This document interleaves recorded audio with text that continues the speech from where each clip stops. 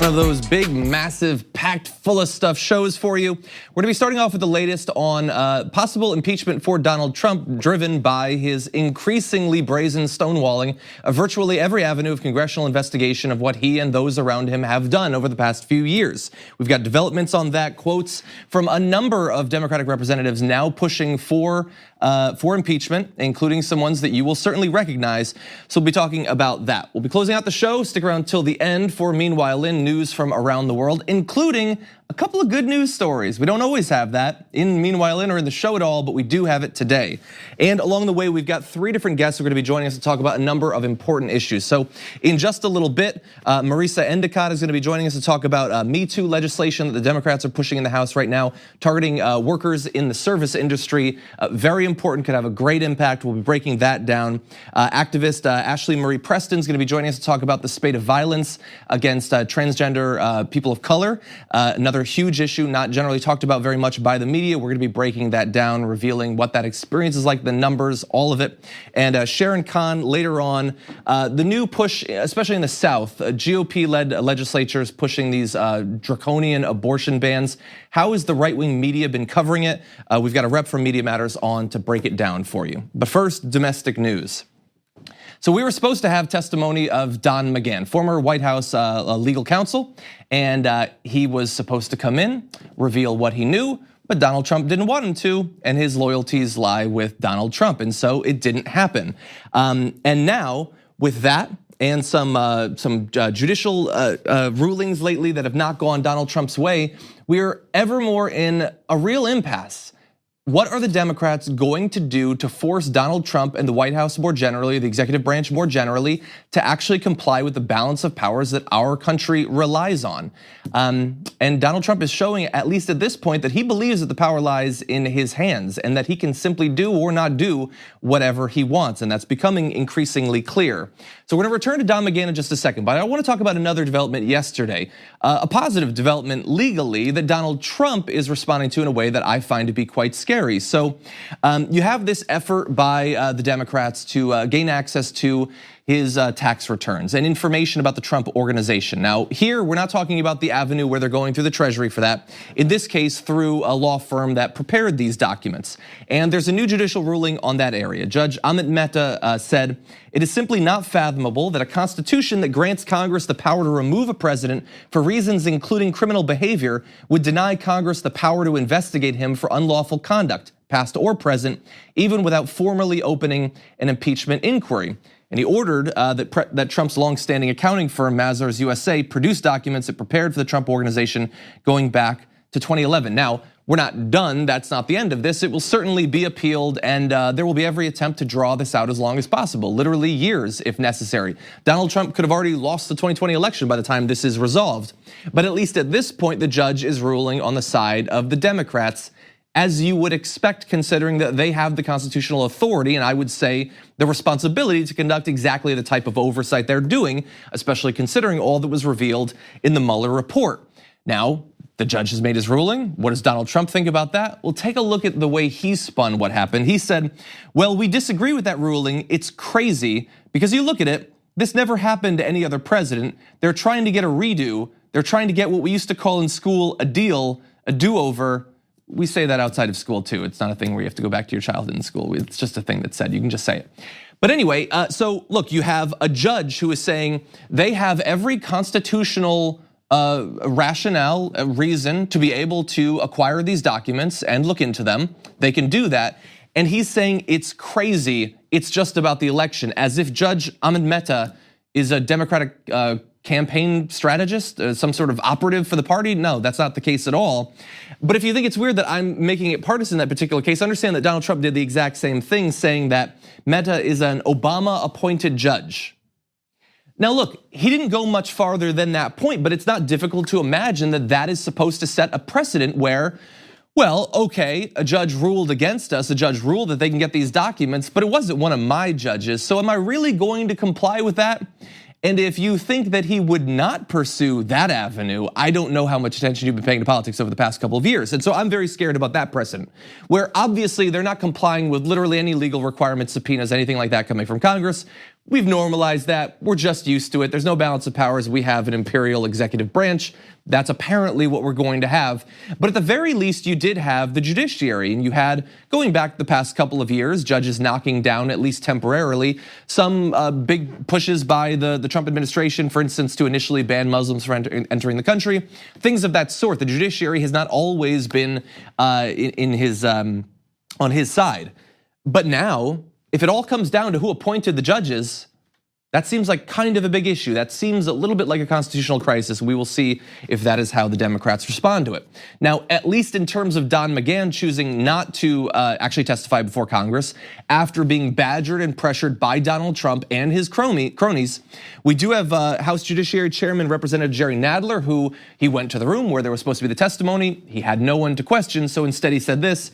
He took to Twitter talking about Donald Trump to call Mr. McGahn a liar. His lawyers went on cable television to do the same. In short, the president took it upon himself to intimidate a witness who has a legal obligation to be here today. This conduct is not remotely acceptable, but it is remotely not surprising, I would say. This is the way that it has been going for some time. I mean, this sort of witness tampering, witness intimidation is exactly what we were concerned about while Mueller was conducting his report. And it's the sort of obstruction of justice that was detailed ad nauseum throughout that report. We've gone over the details, I won't bore you with them again. But this belief that, no, these investigations, whether by the special counsel or by Congress, I don't need to comply with that. And you might say, well, doesn't he have to though? Because there are ramifications, there are consequences if a president does this sort of stonewalling, if he does this sort of obstruction of justice. Well, yes, hypothetically, I mean, Don McGahn could be thrown in jail, for instance. Others in the Trump administration who are not complying with these subpoenas could similarly face legal challenges. But will they? Jerry Nadler is talking a big game, and others in that committee were saying that he will be required to testify one way or another. We will wait to see what that actually looks like in practice. But right now we have a lot more threats, a lot more flapping of the lips than actual action. And when we're talking about action, we're talking about in this area, impeachment is the big action that obviously is on people's minds. And Donald Trump has shown that all of what was revealed in the Mueller report, he doesn't care about it. He believes that part of it has exonerated him, part of it is irrelevant. And unfortunately, at this point, you need to have some sort of counterweight. You need to have someone on the Democratic side making the case strongly that if he is going to engage in these sorts of obviously criminal behaviors in terms of obstruction of justice and stonewalling Congress, that impeachment has to be on the table. But right now, the leader is Nancy Pelosi, and she is not a fan of that. But thankfully, especially as more and more of these developments are happening with Don McGahn, his response to Judge Mehta, other Democrats are picking up, I would say, the mantle of leadership when it has been abdicated by people like Nancy Pelosi. And so you have some names that you're probably familiar with, some that you might not be, but I want to give you a diverse range of perspectives on this. We had Justin Amash yesterday, a Republican, saying that Donald Trump had obviously the things he had done rise to the level of impeachment. But we have a number of Democrats too. Representative Mark Pocan saying stonewalling Congress on witnesses and the unredacted Mueller report only enhances the president's appearance of guilt. And as a result, he has pushed Congress to a point where we must start an impeachment inquiry.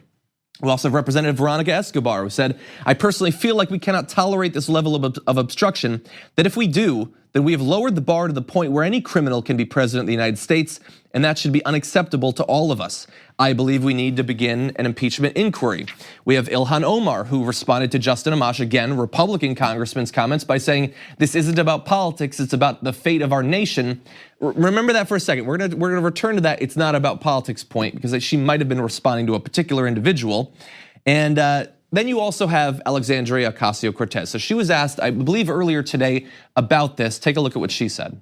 You know, I trust the speaker is taking a measured approach to ensure that we're moving everyone forward. I know that, being a speaker is hard. Holding this party together is a difficult task, but I think that we have to do. I personally believe that I think we have to move forward.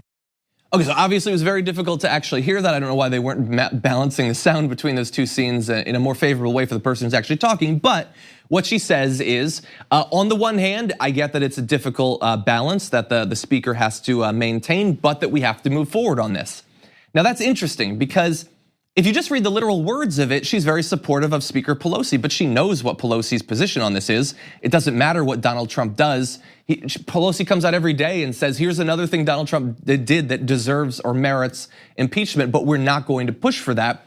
AOC knows that. So she speaks in a deferential way towards Nancy Pelosi while also pushing for a policy that's diametrically opposed to Pelosi's political strategy for the next 18 months or so. And I think that that's important. She's obviously one of the most out front, visible members of the Democratic caucus. Anything she says is going to be big news, and so she words it very carefully but pushes in the right direction. Now, while all of this is going on over the past 24 hours, Nancy Pelosi has been facing increasing pressure to do something about this. And I'm not gonna go through all the details of the behind closed doors meetings, but I just want a little bit. So in a Democratic Steering and Policy Committee meeting, Representative Steve Cohen of Tennessee stood up and demanded Trump's impeachment. Pelosi countered, quote, "This is not about politics, it's about what's best for the American people," said a member who attended the meeting. So this is not about politics. Remember, Ilhan Omar said this isn't about politics, this is about the fate of our nation. But AOC, again, I can't say that this is a response specifically to what Nancy Pelosi was talking about, but it is an interesting philosophical distinction between them. When she tweeted, "It is just as politicized a maneuver to not impeach in the face of overwhelming evidence as it is to impeach without cause. Congress swore an oath to uphold the Constitution. That includes impeachment. We have a duty to preserve our institutions and uphold the rule of law." And here's the thing. There have been cases in the past where we have talked about impeachment as a country in cases where it wasn't necessarily necessary. The crimes or the allegations had not risen to that level. And we know that back in the 90s, it was used in a ridiculously partisan way as part of a sort of sexual counterstrike to Bill Clinton. But in this case, nobody appears to actually dispute the evidence, including some Republicans. Nancy Pelosi isn't saying Donald Trump hasn't broken the law, he hasn't committed these crimes. She's just saying, I think it would hurt us to actually pursue doing anything about it. And so I would rather let the American people decide in a year and a half. And who cares what Donald Trump does between now and then? The executive orders he passes, the legislation he pushes for, foreign policy moves he makes. We could end up in a war with Iran by then. She is simply saying, we can't afford to be bold in this area, we must wait. And I would say, considering the approach that has become incredibly clear from the Trump administration, from the White House, from the executive branch, if you want to have Democratic control of the House mean literally anything between now and then, you are obligated to pursue impeachment, let alone the constitutional requirement, the responsibility that you hold, the fact that the evidence is so incredibly clear. You're not gonna be passing legislation between now and the next election. The Senate, Mitch McConnell, they're gonna make sure that that doesn't happen. So you have to perform the role that is available to you, that is oversight. And if you are not gonna push for impeachment in this case, and you are going to allow them to stonewall you, to not provide documents, to not provide witnesses, none of that. What is the point of this majority for the next 18 months? What did all of those individuals campaign for so long and so hard? What did the activists push for? What were the donations for? What was any of it for? If you're saying the next year and a half, Trump, just do what you want and we'll see what happens in November. That is completely unacceptable to me, to a large percentage of the country, and thankfully to an increasing number of Democrats in the House. And I hope that they win the day. Okay, we're gonna take a short break. We come back. A number of guests are gonna be joining us. Very important topics. We'll see you on the other side. We need to talk about a relatively new show called the Republic, or UNFTR. As a Young Turks fan, you already know that the government, the media, and corporations are constantly peddling lies that serve the interests of the rich and powerful. But now there's a podcast dedicated to unraveling those lies, debunking the conventional wisdom. In each episode of the Republic, or UNFTR, the host delves into a different historical episode or topic that's generally misunderstood or purposely obfuscated by the so-called powers that be, featuring in-depth research, razor-sharp commentary, and just the right amount of vulgarity. The UNFTR podcast takes a sledgehammer to what you thought you knew about some of the nation's most sacred historical cows. But don't just take my word for it. The New York Times described UNFTR as consistently compelling and educational, aiming to challenge conventional wisdom and upend the historical narratives that were taught in school. For as the great philosopher Yoda once put it, you must unlearn what you have learned. And that's true whether you're in Jedi training or you're uprooting and exposing all the propaganda and disinformation you've been fed over the course of your lifetime. So search for UNFTR in your podcast app today and get ready to get informed, angered, and entertained all at the same time.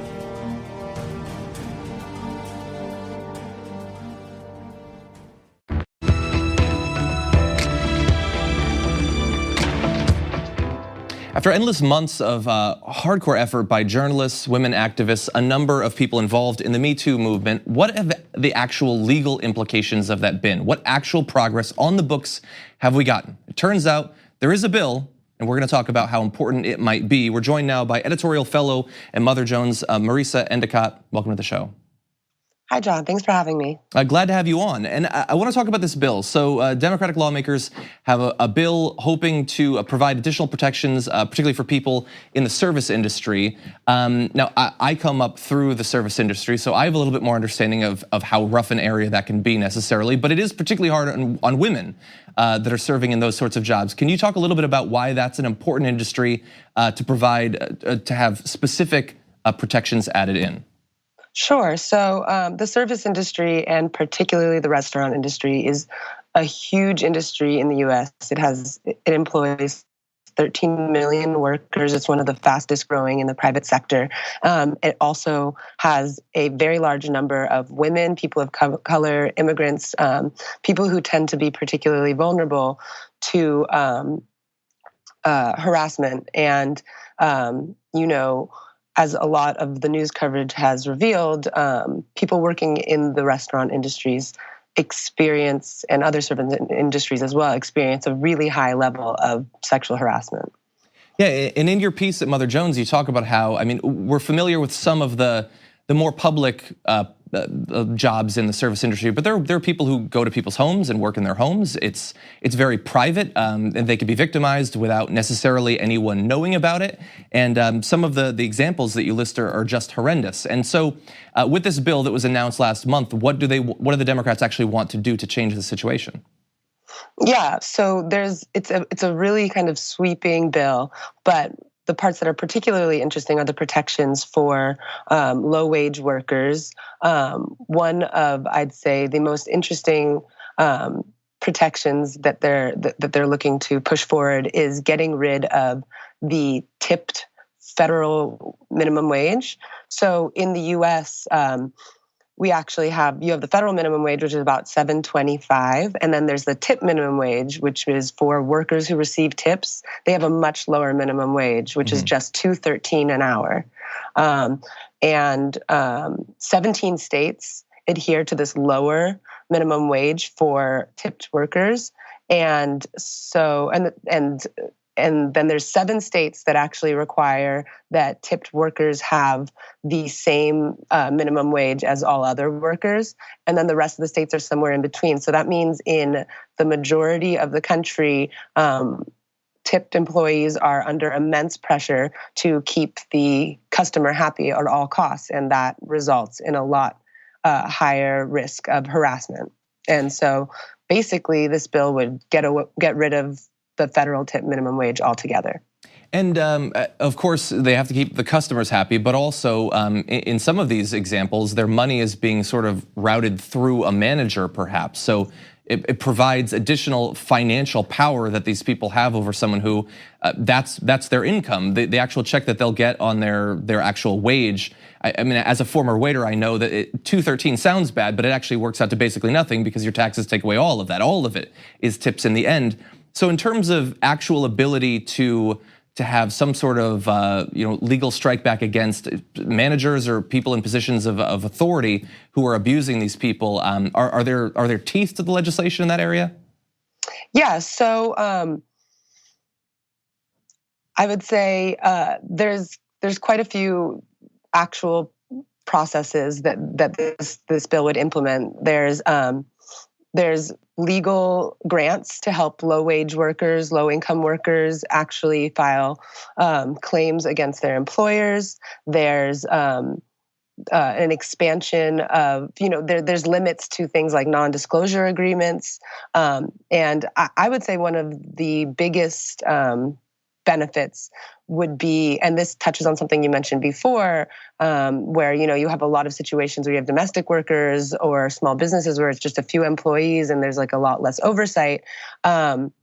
this bill would expand the coverage of the Civil Rights Act. So under Title VII of the Civil Rights Act, employers are prevented from discriminating against their employees on the basis of race, sex, religion, and that includes protections against sexual harassment. But as it stands, that only applies to businesses with 15 or more employees.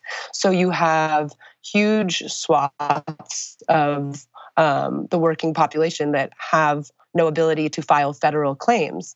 One congressional report actually found that 10 to 17% of workers are unable to file federal claims under Title VII because of the fact that they are part of small businesses and that kind of thing. So this would be a pretty big game changer to expand those rights to people like interns, independent contractors, house cleaners, quite a few. There was one other area I was curious about, though, because in particular, some of the industries that you're talking about, it might be the case that people with, like, what I'm wondering is immigration status, how that intersects with some of these industries, and where you have financial vulnerability, you also have vulnerability perhaps legally, where you're worried about what might happen. It seems like that's a community that would be even more vulnerable to the harassment and abuse of various sorts. Does the legislation include considerations for people of varying immigration statuses? That's a really good point. So there is an expansion of protections for immigrants as well. I'm not sure how far that goes, but definitely, as you said, there's particularly like farm workers and domestic workers, there's a lot of them will be facing, are particularly vulnerable because of their immigration status, and as well as language barriers and other vulnerabilities. And so I do know that this expands by expanding the coverage of the Title VII, they will get further protection, as well as being able to access kind of like these grants or sources of like legal protections and legal advice that should help to protect at least some of these people who have definitely been left out. Well, that is very good news, and I would like to imagine that we live in a world where Mitch McConnell and the Republicans in the Senate will give this legislation a serious look. Hopefully that will be the case. I'm not willing to bet on that necessarily, but I appreciate both your write-up, which is available at Mother Jones. People should go take a look at that for more examples of how this would actually impact individuals' lives. But Marisa, we really appreciate you joining us on the show today. Thanks so much for having me. We're gonna take a short break here. When we come back, more to get to.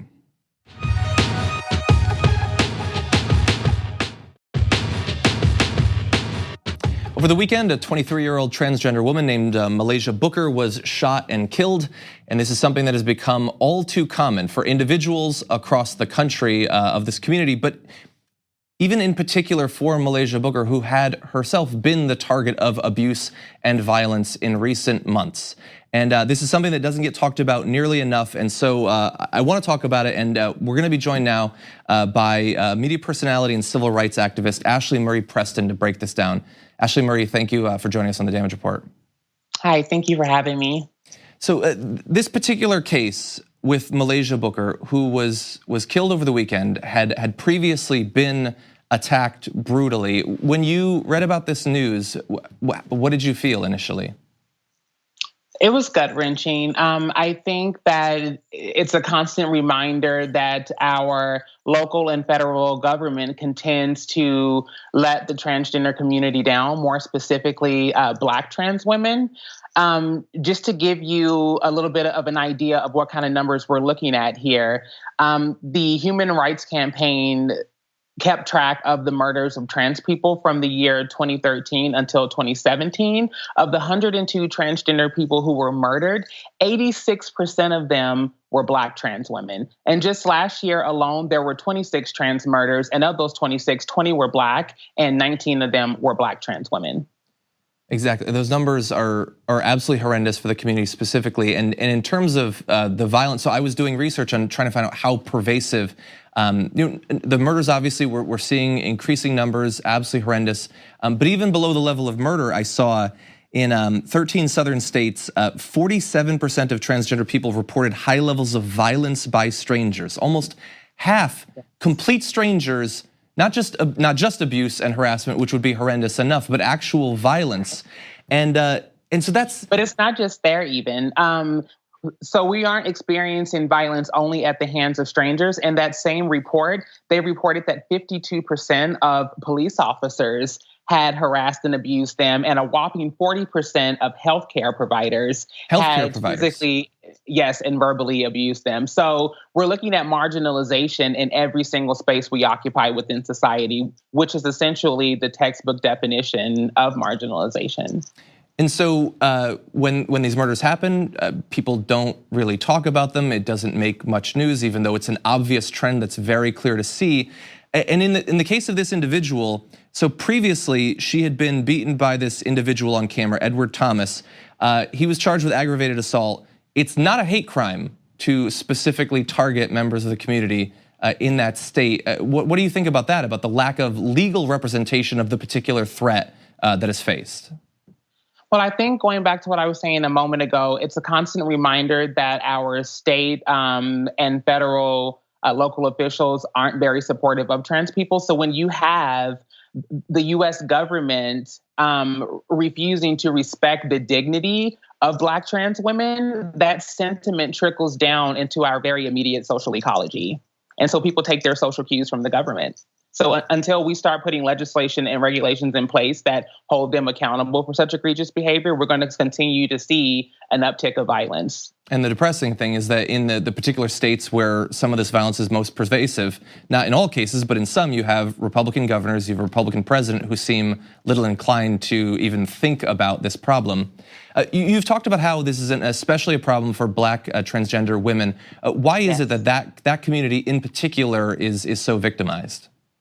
Well, I think there's a larger conversation to be had about our experiences at the intersections of race, gender, and socioeconomic disparity. So a very basic textbook definition of intersectionality describes multiple threats of discrimination when an individual's identities overlap with multiple marginalized groups. So as a Black trans woman, I'm never going to experience racism on a single axis, but I'm going to experience racism, sexism, and transphobia simultaneously. And so that definitely contributes to the staggering percentages that we've been talking about so far.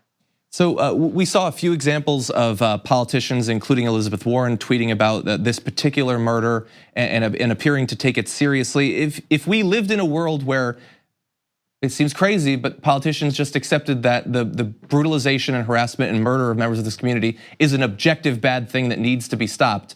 And if you were in charge of passing laws to make that the case, what would you like to see happen? Where do we need to get to?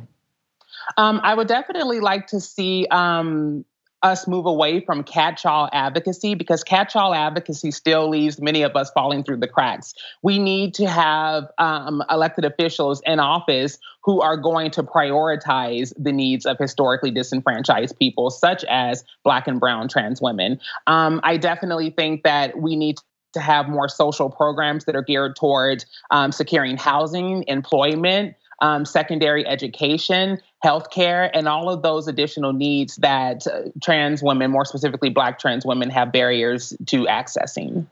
You know, and I'm also curious for people who might be inclined in terms of their values, their political ideology, to be at least what they think of on the right side of this particular issue. That doesn't mean that, as you point out, in terms of intersectionality, they can get it wrong and they can say things without understanding what they're saying. For people who want to be good allies, do you have any advice in terms of what they might be getting wrong in thought or word or deed in this area? I think going back to the area of opportunity I mentioned for the federal government, which is moving away from catch-all advocacy, there seems to be this all lives matter-esque kind of vibe that goes on when we talk about social injustices. And so when we talk about privilege, more specifically privilege, people freeze up and they're like, well, I don't have a private island and a mansion up in the hills or a brand new BMW, but privilege isn't really about what you've experienced. It's about what you haven't experienced. And so even in the LGBTQ community, we're coming up on the 50th anniversary of the Stonewall riots, which kicked off a great portion of the queer liberation movement. And yet I still have to have conversations with gay white men explaining to them that I'm not saying as a gay white man, you don't have problems. What I'm saying is that your gender and your race aren't one of them. And so I think that when we're talking about specifically allies who want to get involved and they want to help, we can't frame it unless we name it. When we're having these conversations, we need to be able to say Black. We need to be able to say transgender. We need to name it instead of being intellectually lazy and lumping it into the overall advancement of people in general, because we all aren't on a even playing field. I think that's fantastic advice. Ashlee Marie Preston, thank you so much for joining us today. Thank you for having me. We're gonna take a short break. When we come back, big draconian abortion bans passing in multiple states throughout the country. We're gonna be talking about how the right has been communicating about this, how excited they are after this.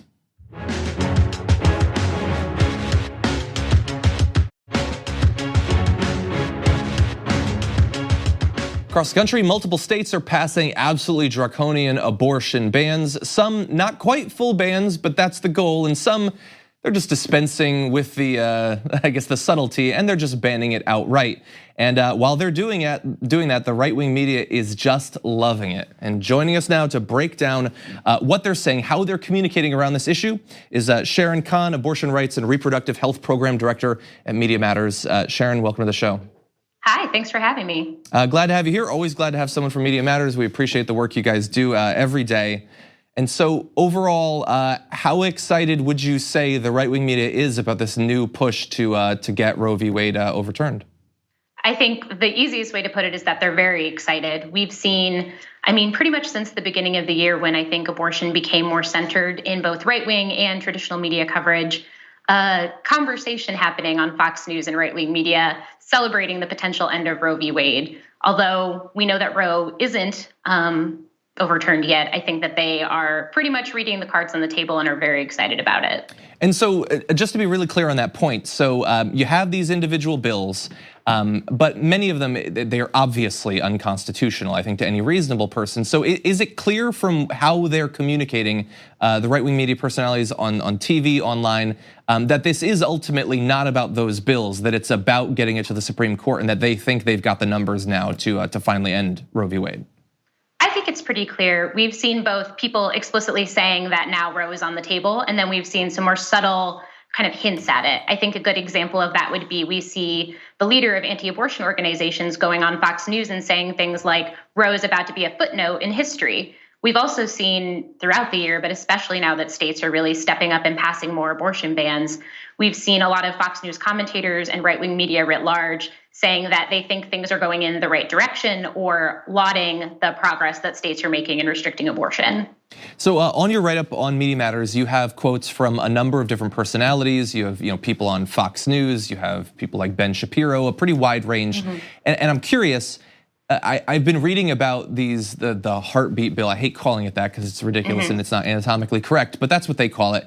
About how those had been considered, even by relative extremists in the anti-abortion movement just a few years ago, that was too extreme. Now you have laws where there's no exceptions for rape and incest.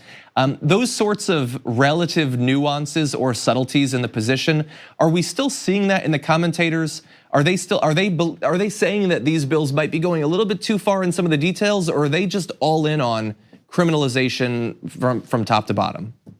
I think that there probably are some nuances in terms of how particular personalities might be messaging it, but I do think that the overwhelming preponderance of people in right-wing media and in the anti-abortion movement are pretty much on board. There has been a shift in some of the politics of anti-abortion groups. For example, the Ohio Right to Life chapter that previously had said something like a 6-week ban was too extreme is now on board. So there have been shifts like that.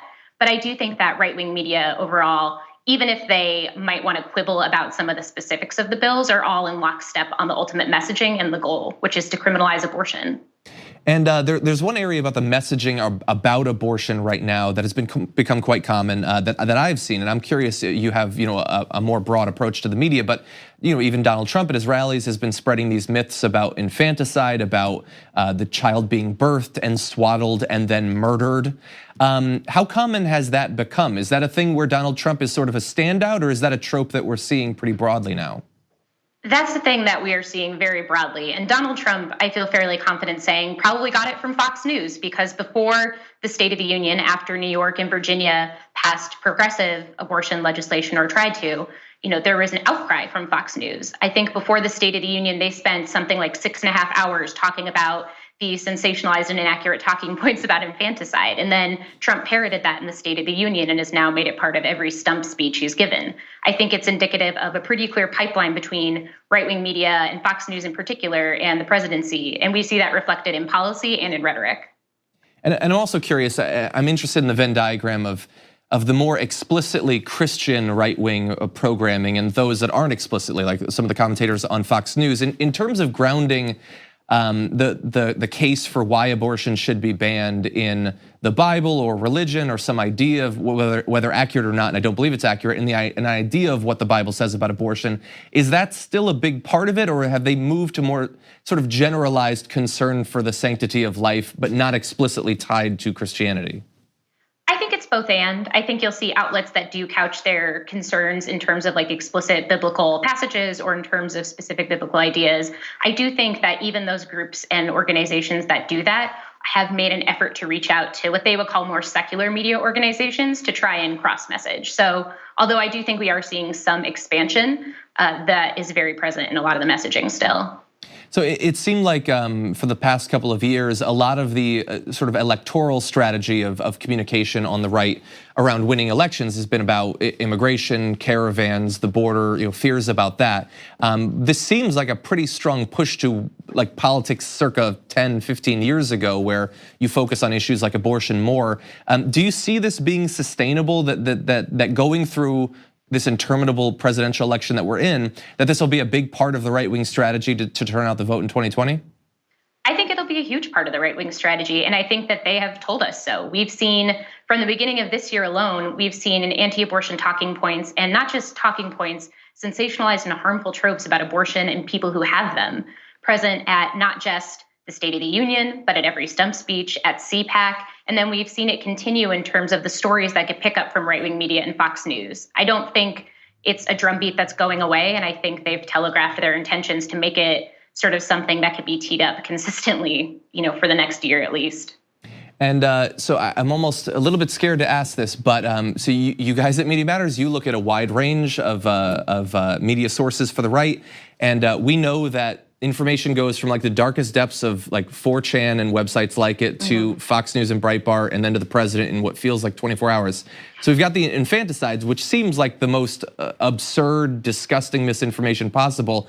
Do you have a preview of anything else that's working its way up that we should be concerned about that'll be a part of this conversation soon?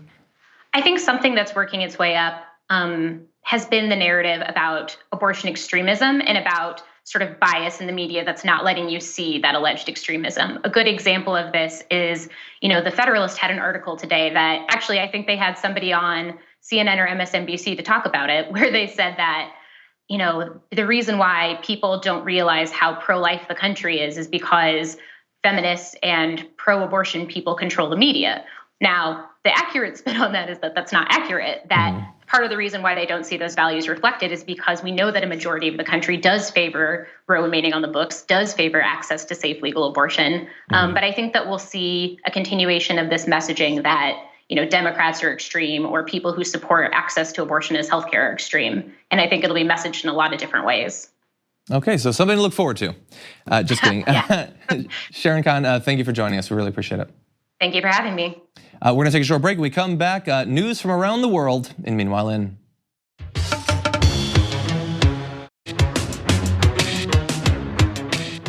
Just for a few minutes, let's set aside the disaster that is American politics and focus on disasters around the globe in a segment we call Meanwhile In.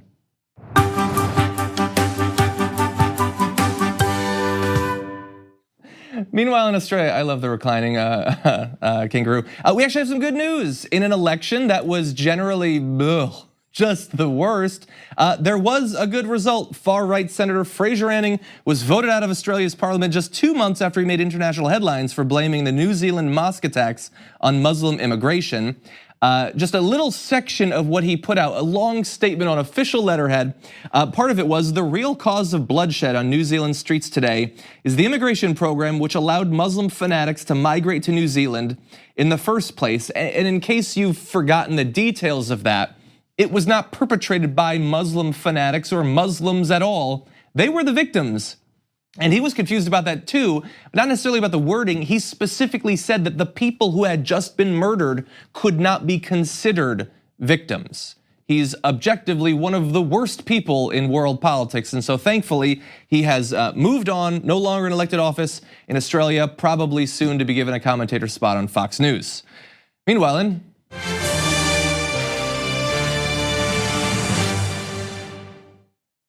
in Taiwan, also good news with the legalization of same-sex marriage. On May 17th, 2019 in Taiwan, #LoveOne, we took a big step towards true equality and made Taiwan a better country, one tweet said. And the same-sex marriage statute passed in Taiwan sends an important message to the world that the LGBTQ+ community is not intruding into Asian cultures, and LGBTQ+ rights can coexist peacefully with traditional Asian values. Now, it's not like the full resolution of the situation there. There's still discrimination, harassment, a variety of different ways that community is still victimized by that government, as they are by virtually every government across the world. And it is just the beginning of that region moving in this direction, but it is progress. It is moving in the right direction, and it is good to see that sort of progress moving into new areas of the world. Hopefully, just one step among many that will happen in the near future. Meanwhile,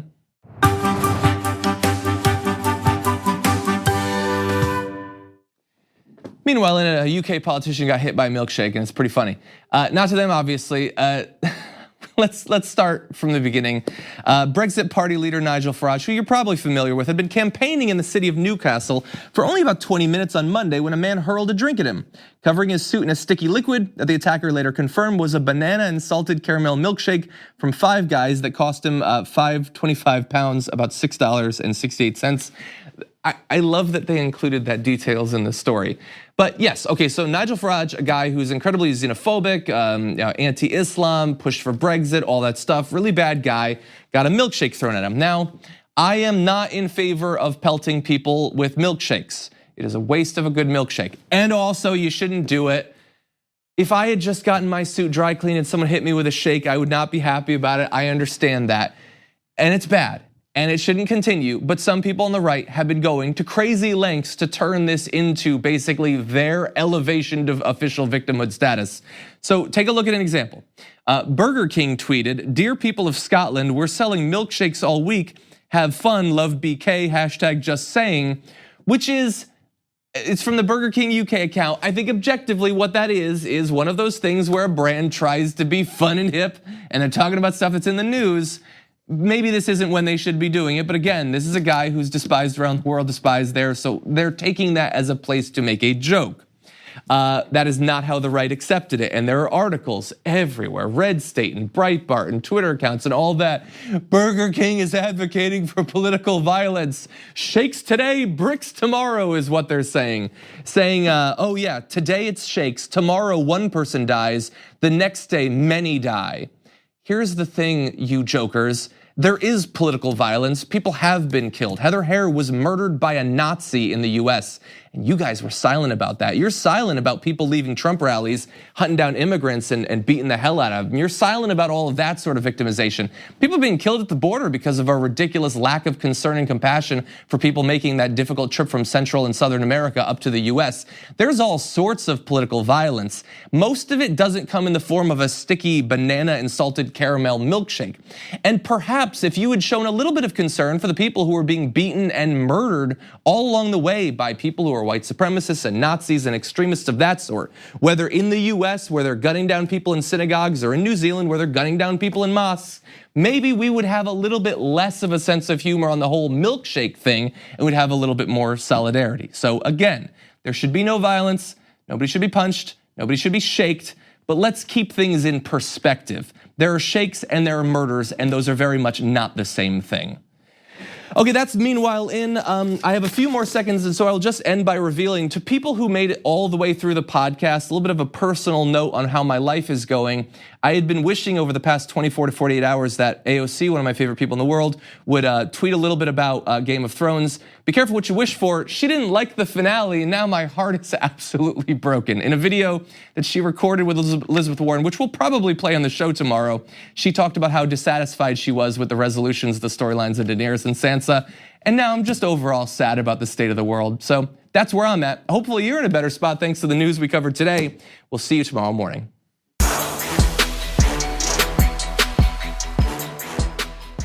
Thanks for listening to the full episode of The Damage Report. Support our work, listen ad-free, access members-only bonus content, and more by subscribing to Apple Podcasts at apple.co/TYT. I'm your host, John Adarola. I'll see you soon.